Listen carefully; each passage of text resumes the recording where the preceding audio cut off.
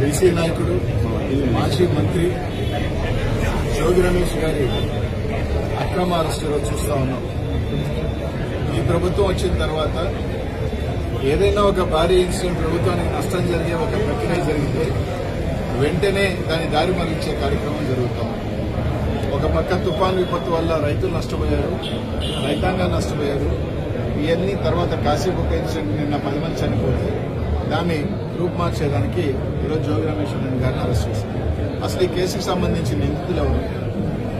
మీ పార్టీకి సంబంధించిన పోటీ చేసిన వ్యక్తులు. కనీసం వాళ్ళని అరెస్ట్ చేశారు ఈ రోజు దాకా? లేదు. వాళ్ళని ఎవరిని ఈ రోజు దాకా అరెస్ట్ చేశారు?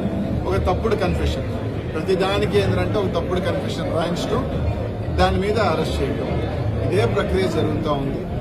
ఈరోజు తప్పకుండా జగన్మోహన్ రెడ్డి గారు ఈరోజు ప్రజల్లో మళ్లీ వస్తా ఉంటే మేము పొరపాటు జరిగింది, తప్పు జరిగింది, జగన్మోహన్ రెడ్డి గారిని ఈరోజు ఈరోజు మేము ఆయన ఎన్నుకోకుండా ఏ విధంగా నష్టపోయామనేది ప్రజల్లో ఒక భావన ఉంది.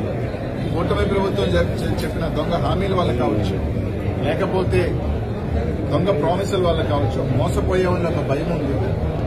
ఈరోజు ఎన్ని కప్పుకొచ్చేదానికి ఈరోజు ఎన్ని చేసేదానికి ఒక అరెస్టు తీసుకురావటం. ఈరోజు ఆయన జోగి రమేష్ గారు చెప్తా ఉన్నారు, నేను సిబిఐ ఏంటి, నా ప్రమేయం ఉంటే అరెస్ట్ చేయడం చెప్తాన్నాడు. నిజంగా మీకు చిత్తశుద్ధి ఉంటే తప్పకుండా సిబిఐకి ఇవ్వండి. ఈ దొంగ లిక్కర్ మీద కోట్ల రూపాయలు ఏ విధంగా దోపిడీ జరిగిందో నేను సిబిఐకి ఇవ్వండి. సిబిఐకి ఇచ్చి ఖచ్చితంగా నిజ నిజాలు వస్తాయి. అలా కాకుండా ఈరోజు కాశీబుక్లో జరిగిన ఇన్సిడెంట్ 90 సంవత్సరాల ఒక వ్యక్తిని తీసుకొచ్చి ఆయన మీద కేసు కట్టారు. ఇదే విధంగా ఎందుకు తిరుమలలో దేవస్థానాల్లో తొక్కిసలాట జరిగినప్పుడు ఆ ధర్మకర్త మీద లేదా చైర్మన్ మీద ఎందుకు పెట్టలేదు? సింహాచలంలో జరిగినప్పుడు మాత్రం అక్కడ ఎందుకు పెట్టలేదు? అంటే మీకు పెద్దవాళ్ళకు ఒక న్యాయం, సామాన్యుడికి ఒక న్యాయం.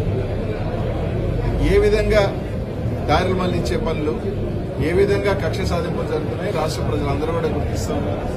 ఖచ్చితంగా మీరు ఎంత ఈ విధంగా పోతే తప్పకుండా వైఎస్ఆర్సీపీ శ్రేణులు, కార్యకర్తలు, ప్రజలు అందరూ కూడా ఒకటే సమయం వస్తుంది. తప్పకుండా టైం అయితే ఉంది 3.5 సంవత్సరం, కానీ ఖచ్చితంగా రానున్న రోజుల్లో ఆ తగిన మూల్యం చెల్లించుకుంటారు. ఎవరు కూడా దీనికి అతిథులేం కాదు. తప్పకుండా మీరు చేసిన పనులన్నీ కూడా తప్పకుండా బంతికి గోడ కొట్టినట్టే వెనక్కి వస్తాయి తప్ప ఏమీ కావని చెప్పి తెలియజేస్తారు.